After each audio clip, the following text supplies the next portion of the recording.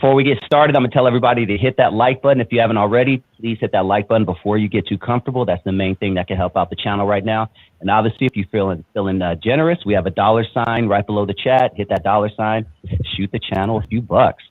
All right, Lonzo, man, I'm excited about this show, man, because I love hip-hop. I love West Coast hip-hop and the origins. And I also like tension and beef in hip-hop. Obviously, when it stays hip-hop and it doesn't go into the streets and BS like that. I don't like that part of it, but I came across an interview. I have my, whatever you call it, set to catch videos of Alonzo Williams. It's one of my on YouTube, so I can always stay on top of what's going on with Alonzo Williams. Who's out there talking about Alonzo Williams? And I came across a channel called Hip Hop Album Debate TV. Shout out to them. Make sure you guys go show them some love. Let them know Alonzo Williams sent you. He has an interview with a gentleman, and I'm curious if the name sticks out in your head right away. He's from LA Posse, and his name is Michel'le Simon. Does that name ring a bell? I know Michel'le, yeah. Okay, all right. Well, you know what? He did an interview with Hip Hop Album Debate TV, and they gave you mad love, so that's why we want to give them love as well. But before we move into the contents of the interview, which was a very good interview in my opinion, what do you remember about LA Posse, and what can you tell us about Michel'le Simon? Michel'le was Roger Clayton from Uncle Jam Army's cousin. Him and the LA Posse.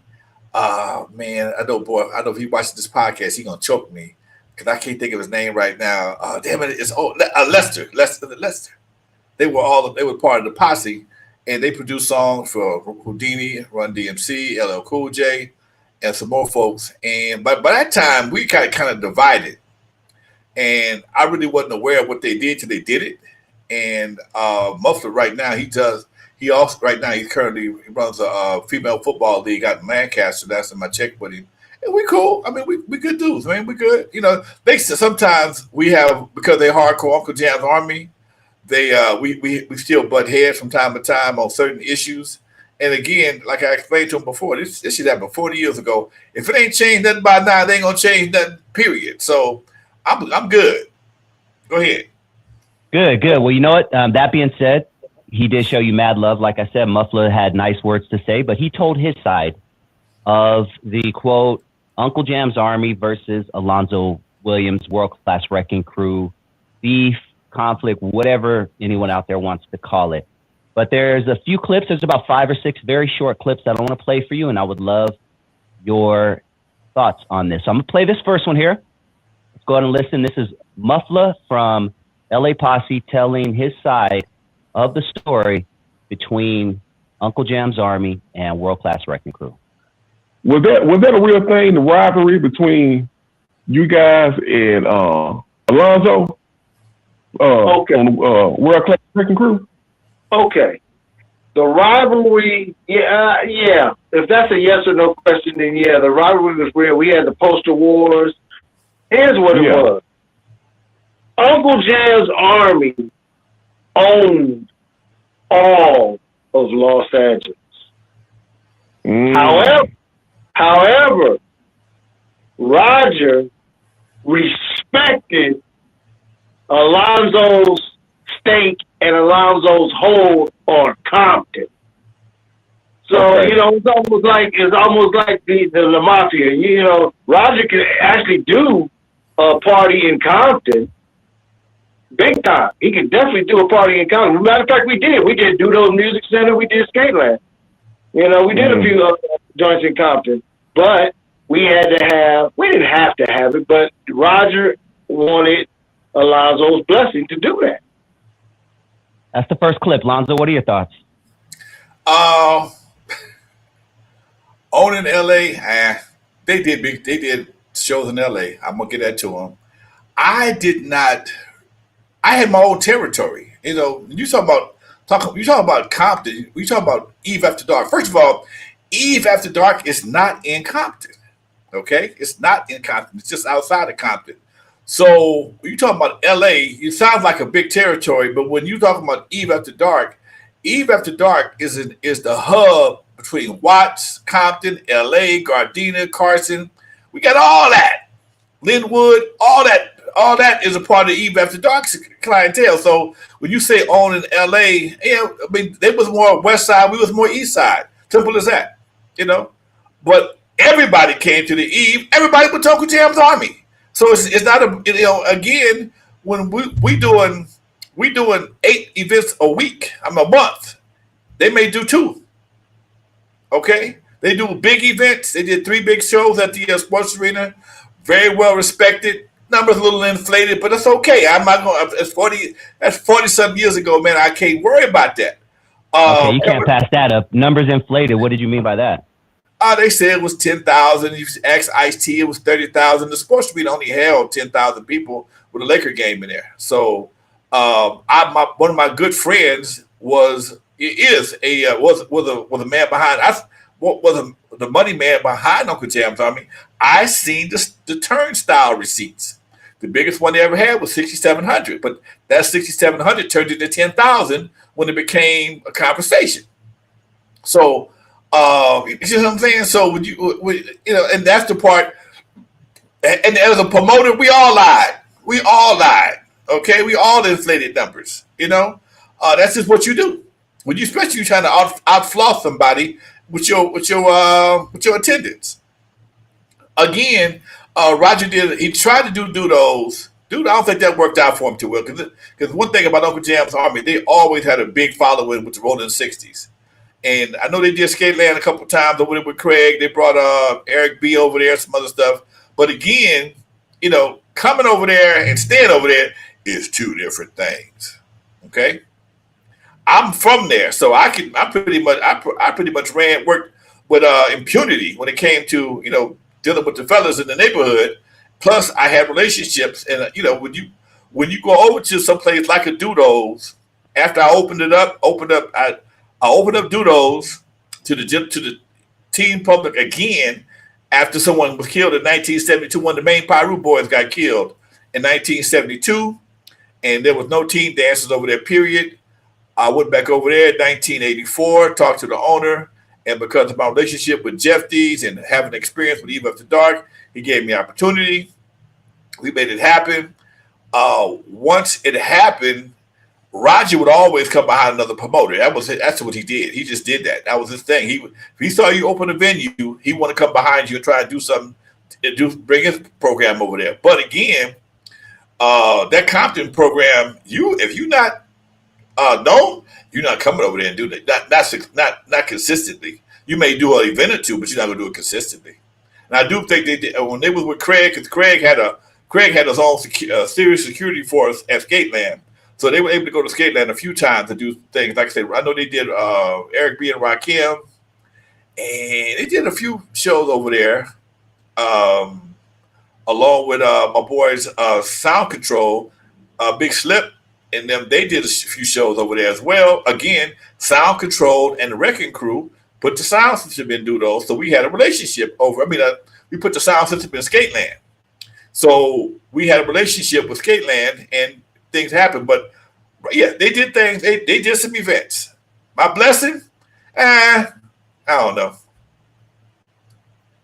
Stem Radio said that is a big, bold claim that they ran LA in that sense. What do you think of that particular phrase? We ran LA. Well, when you say ran LA, man, they had a big name. They had a big presence in LA. No doubt about it. Okay? No doubt about it. We will never debate that issue whatsoever. But when you're doing events and a lot of your events, most of your events is patronized heavily by the Rolling 60s, which that became synonymous with Uncle Jam's Army. Nobody talks about that. Nobody talks about the affiliation or the support that the Rolling 60s consistently gave Uncle Jam's Army. They always leave that part out. And that's why a lot of times their dances got turned out, especially the big ones, because Rolling 60s roll up there deep. I know a lot of people have had issues up there, and 9 times out of 10, it was because Rolling 60s was synonymous with Uncle Jam's Army. Definitely didn't know that part of the history. Interesting. They don't talk about the part. They talk about the numbers.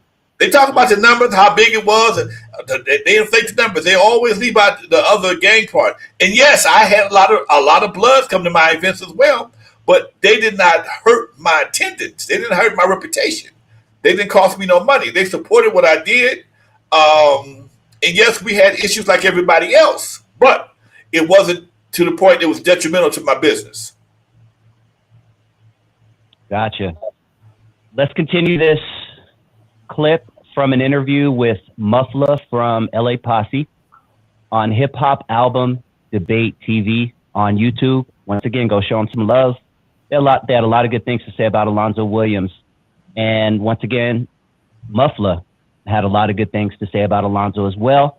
He's telling his side of the story. So let's continue. This is Michel'le right here, continuing his thoughts about the beef between Uncle Jam's Army and World Class Wrecking Crew. Man, come on, man. If we did a party that big, you're going to that party. You're not going to throw your own shit. Alonzo was at the sports arena. Okay. So I wanted to stop that. Were you at the sports arena? No. Never went to a sport. I was always working at the E. I sent my guys to the sports arena. I can't recall never going. Not as a nah. I never went to the sports arena. No. Uncle Jam. I sent Unknown. I sent Dr. Rock. I sent my other guys out there. Yella went there and passed out flyers, and that was one of the things that they hated because they usually had sports arena had to be turned out like 12 o'clock. We opened until 4. So people that left the sports arena came to eat after dark. So I was waiting on them. And that was a big difference. And yes, it started at 7 o'clock. It might have been over at midnight or 12:30 at the latest. But even after dark, it's open until 4 or 5, depending on how I'm feeling. And that just gave us the residual income that me and Roger always complained about. Because I was sending my guys up there to anybody with a sports arena flyer or ticket stub, whatever the case may be, get in the eve after 12 o'clock for $3. I was only charging 5. I'm giving you 3. Sometimes I might charge you 2 if I was spiteful, because I can be an ass sometimes. You know how Gemini's can be. Oh yeah, man. All right, let's continue, man. This is good. This is good. Let's continue with Michel'le and his thoughts of the World Class Wrecking Crew versus Uncle Jam's Army. Between if Uncle Jam's Army had to have a nemesis or a rival or other side, a red and a blue, it would definitely be the Wrecking Crew and Alonzo, because none of the other dance promoters really did anything. So if there was a nemesis to their Batman, whatever, it would be you, and I'm sure vice versa. I'm pretty sure you've probably kind of shared that same sentiment on this show before. What do you think about that particular statement that he made? And also he said that there was no one else out there even close to doing what you and Roger were doing. By the time me and Roger got in positions to kick ass like we did, the other promoters have started transitioning to other opportunities. LSD got into politics and real estate. V-Cars just kind of faded out, got into teaching school. Let's break that down. Let's break those down real quick. Who's LSD? Is that who you said? LSD, Larry Stephen Darrell. Okay, talk to us about them. And then you said someone after that. Talk to us about them. LSD Promotions was the biggest of all. Well, I'm sorry. The first one to do dances was John Carter. JC2. JC2 he did the Proud Bird regularly. And he was followed by LSD. They would do the Proud Bird and other big events. I mean, they would make a shitload of money. And they were everybody's kind of inspiration. I worked with them from time to time. Back then, I would DJ some of their after parties or their pre-parties at the park. And every once in a while, I'd do a dance for them, depending on where it was at. And then there was Z-Cars. Z-Cars came into the set. Those three were Z-Cars and LSD was kind of neck and neck for a while.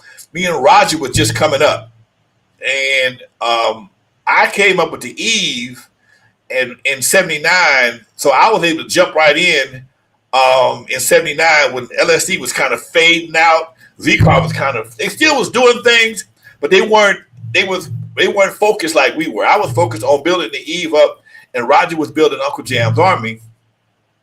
So everybody kind of fell to the wayside and just left me and Roger. Now you have some other younger promoters coming up, but we didn't pay them no attention.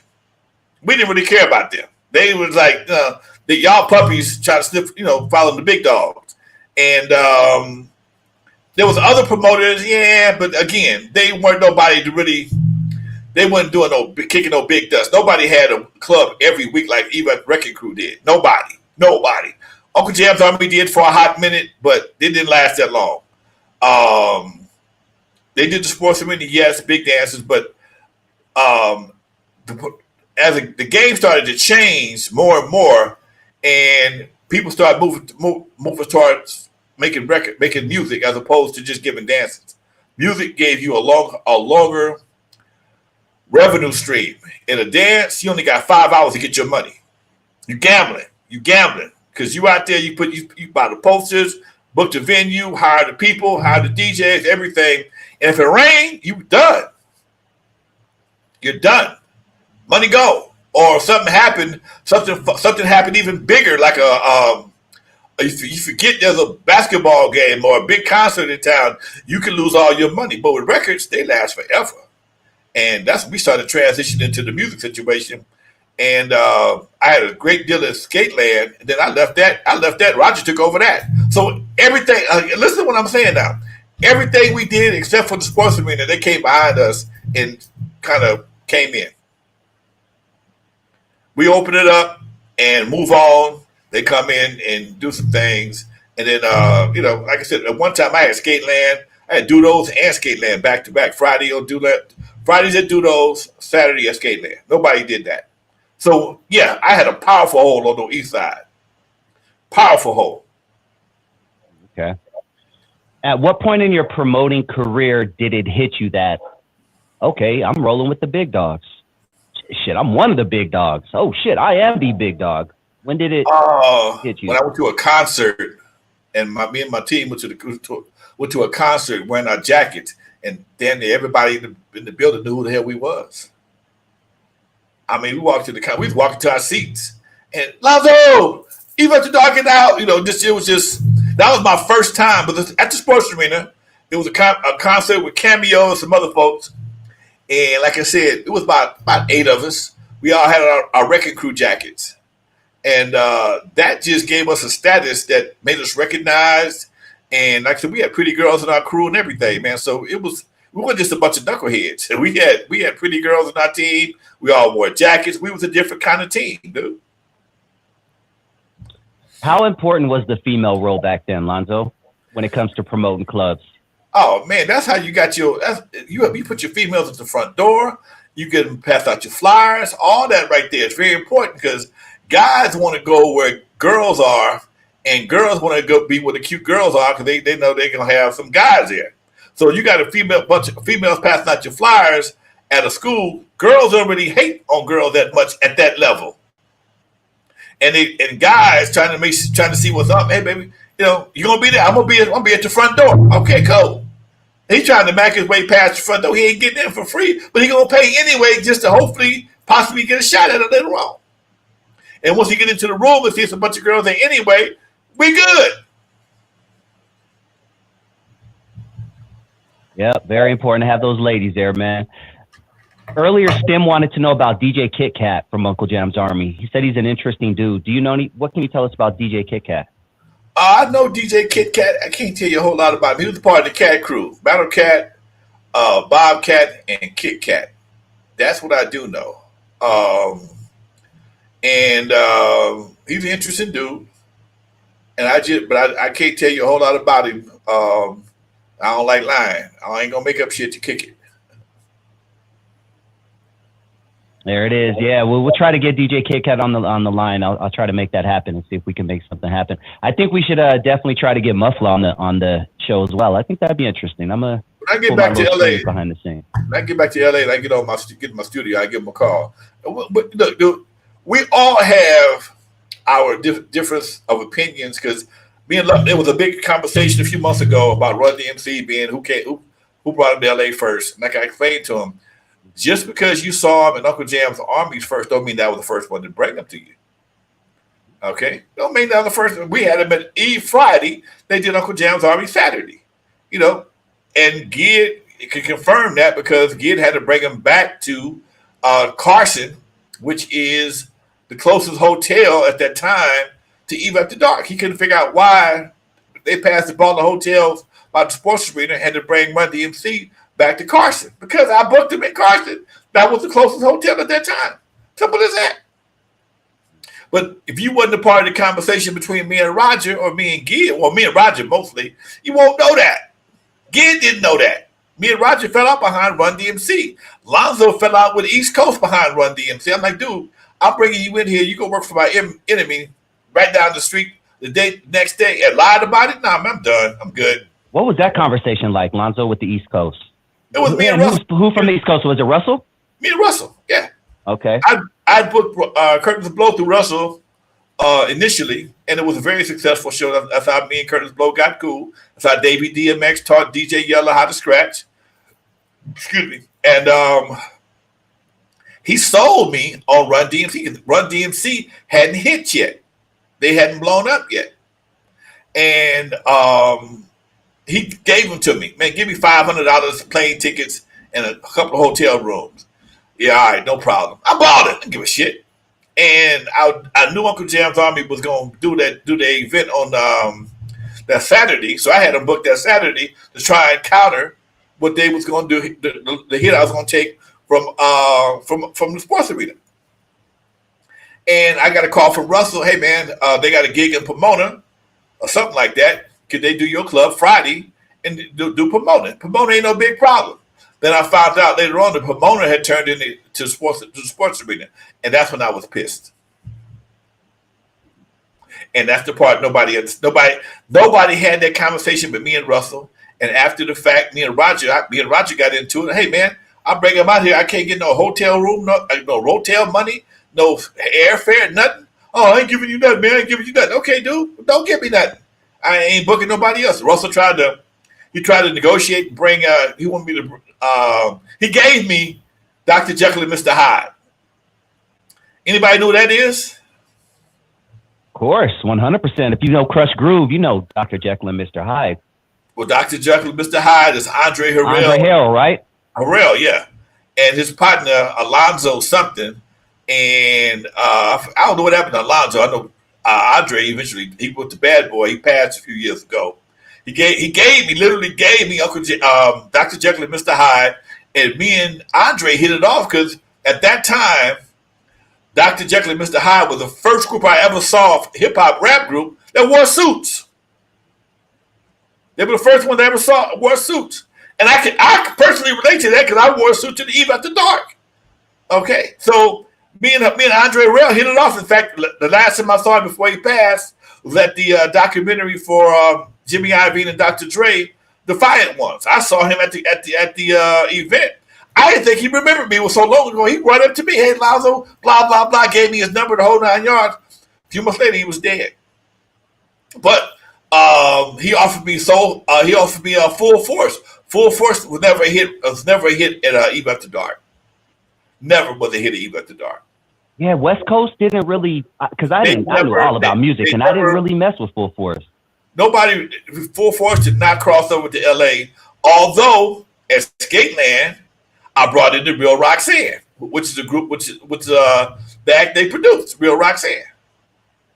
So we did what we could do, but I wasn't gonna spend no more money to promote nobody because of the Run DMC situation. I'm not doing that. By that time, I was already making up my mind to start doing the Wreckin' Cru anyway.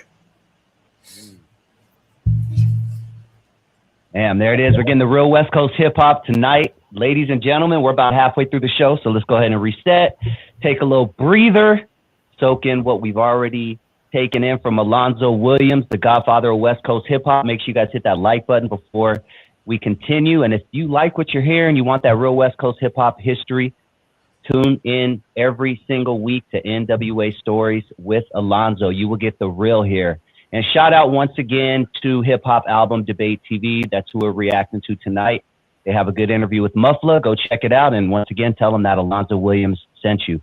Also, after this show at 7 p.m. on my channel, the untold story of one of the greatest rappers of all time. In my opinion, he's been in my top 10 for the past 30-something years. I'm talking about the legendary E40. We're going to talk about his beef with Biggie Smalls. We're going to talk about him growing up in Vallejo, working with Tupac. I have some really great clips to play for you guys regarding E40, so make sure you tune in as soon as this show's over. I'm going to post the link in the description right now. Before we move on, Lonzo, tell them about Band Buzz. All right, folks, if you are an artist and you do gigs, looking to sell your product and not just stream it, you need Band Buzz in your life. Band Buzz available on Apple Store and the Google Play Store. Band Buzz allows you to sell your music directly to your clientele, do meet and greets, and there's also various ways to sell your merchandise. If you're an artist and you want to sell your music and not just stream it, you want to get paid immediately, you need Band Buzz in your life, folks. Once again, Band Buzz available at the Apple Store and Google Play Store. Check it out, Band Buzz. Tell them Lonzo sent you. Free. Yeah.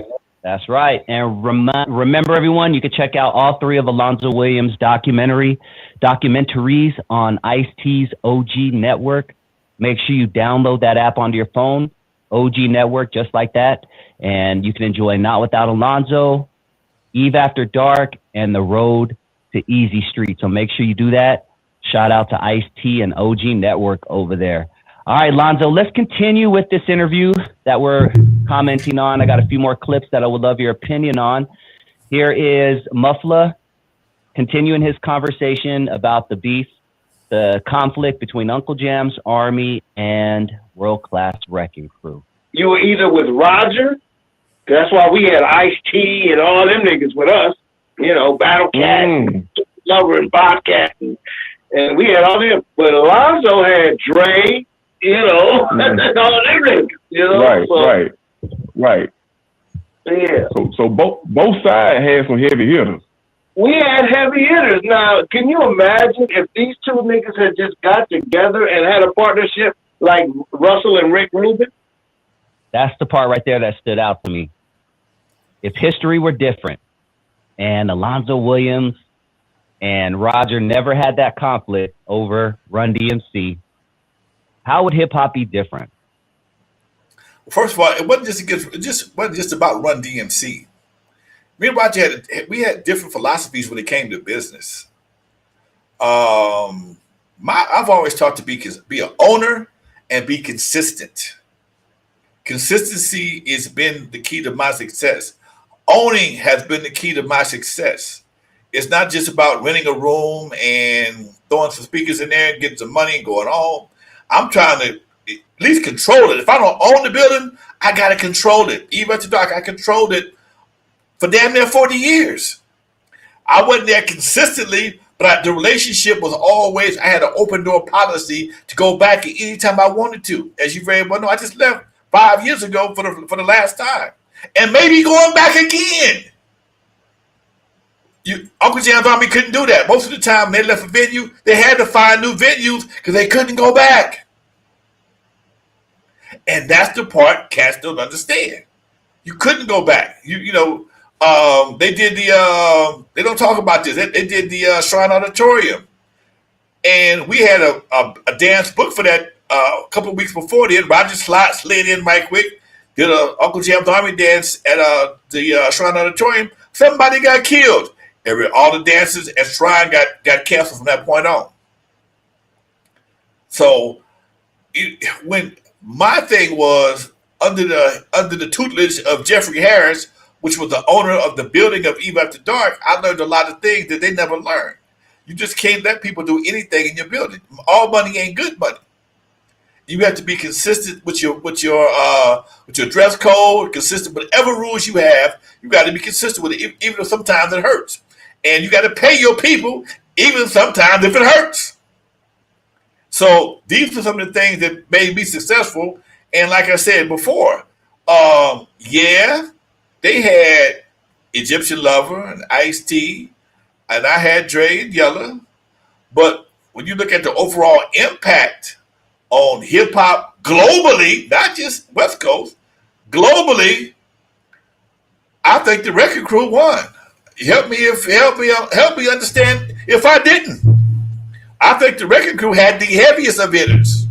I mean, all you got to say is Dr. Dre. All I got to say is Super Bowl. Ice Cube, if you want to put a little bit more on it, you know what I mean? All I got to say is Super Bowl. Ain't nobody from Uncle Jam's Army been to the Super Bowl unless they got a ticket.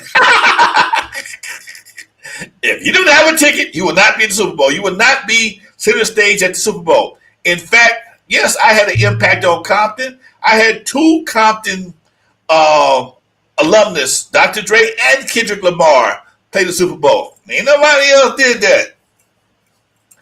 I'm just saying, the legacy that we laid in Compton is still permeating today. It ain't going nowhere. The impact that we had on Compton is still, the pulse is still beating today. Kendrick is a direct result of Dr. Dre, which is the direct result of World Class Wrecking Crew and Crew Cut Records. So, I mean, the name of Uncle Jam's Army still rings, but who's it ringing to? No disrespect, but we still, the legacy of Wrecking Crew, Eve After Dark, still has a place in history.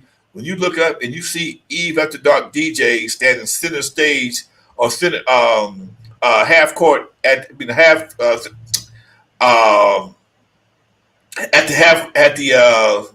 halfway halftime show at the Super Bowl, that's hard to compete with, folks. I'm sorry. You can't touch that, as Hammer would say. You can't touch that. Egyptian Lover still gigs today. Yella just stopped gigging. He just stopped gigging. He's been around the world. Yella got 4 passports full of stamps. Still representing N.W.A, Eazy E. N.W.A and Wrecking Crew. Battle Cat. Yes, he did eventually go to Uncle Jam's Army, but he started with Wrecking Crew. 16 years old, on tour with me. I didn't do big dances, but the big dances were a magnet for young DJs. If you weren't Dre or Yella at that time, by the time Battle Cat got into DJing heavy, I was out of the club business.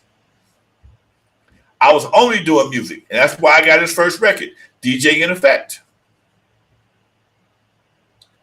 He DJ'd with Uncle Jam's Army. He made records with Wrecking Crew. So all that right there, and again, I bet you he don't know that. I bet you he don't know that. He would not know. I'm pretty sure Muffler would not know that DJ Battlecat started with World Class Wrecking Crew on tour and Crew Cut Records with his first single. First person to put him in the studio was Lonzo. He came to me a talented DJ, but he had not made it to Uncle Jam's Army at that time yet.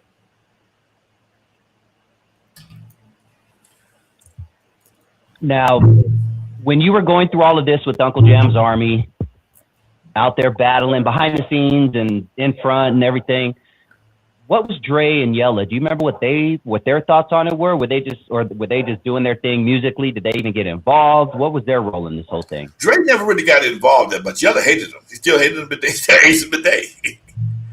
Yella ain't let it go. He like a Republican. He like a what you call them folks from the South. What you call them folks? A Yankee. What the Yankees? Damn it. Wait, from the South? Yeah, they think they still won the war. They got their ass. Oh, Confederate. Yella don't know the war is over with. He Confederate as hell. He still think I'm done with that. We go walking every day now. I still hate the niggas. Yella was the front. He was a frontline soldier up against the war of Uncle Jam's Army. He was a frontline soldier. He was one of the first cats I sent out to do the postal war. To snatch all their stuff down, bring me everything they ever put a nail in. Okay? bring me everything. That was his initiation to the world-class wrecking crew, to Eve After Dark as a DJ. You know, him, Wendell, rest his soul, Don, who I'm looking for right now, some other folks. That's what their introduction. Dre was always, he was like Switzerland. You know, he was respected he had his own respect as a young DJ, so he didn't really get involved in that stuff. He may have talked a little shit, but no, he wasn't really with that. All right. Let's continue. This is the last clip of the Michel'le interview on Hip Hop Album Debate TV. Make sure you go show him some love. Here we go. And in fact, when they first started doing dances, I believe it was either Lonzo was Roger's DJ or Roger was Alonzo's DJ when they first started out. Is that true, Lonzo? I don't know if I ever heard that. What? It was you his DJ, or was he your DJ, or how did that work out? DJ. Okay, break that down. See, Roger never owned the sound system. Roger never owned turntables. He never owned the sound system. When Roger always came to me initially, we started doing the Alpine. I'm the only one that had access to a sound system. I'm the only one that had my own turntable. So Roger would use my equipment, and then I started off playing, and then later on he would come in and finish the show. So yes, I was, here's the part. Here's the part where you have to understand the dynamics.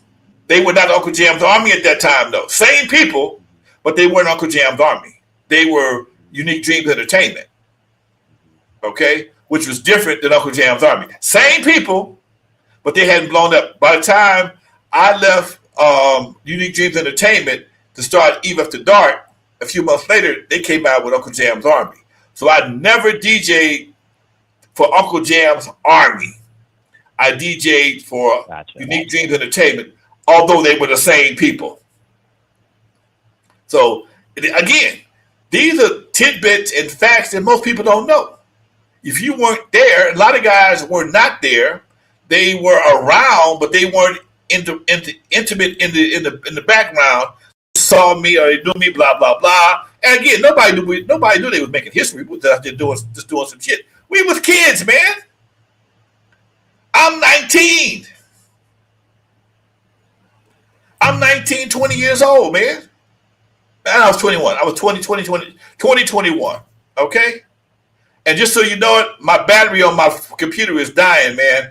I don't have it's not plugged up, so I may have to wrap up. I'm at 9% right now. I don't want to just go off. So when you get to about 7%, I'm gonna log off so you can show up properly. Sounds like a deal. Let us know. All right, let's continue then. Until you have to log off. You mentioned several times that doing a show was like moving a 1-bedroom apartment 4 times a night. Can you break that down for us? Well, for one, you never leave your equipment in your truck. So your equipment's in your garage, or if I kept mine in my den, I had to move it out of there, put it in my truck, go to the gig, take it out of my truck, put it to the gig, take it and set up in the gig. When the gig was over, I had to take it out of the event and put it back in my truck. When I got home, I had to take it out of my truck, put it back in the house 4 times. And because everything back then was heavy, nothing was compact back then, man.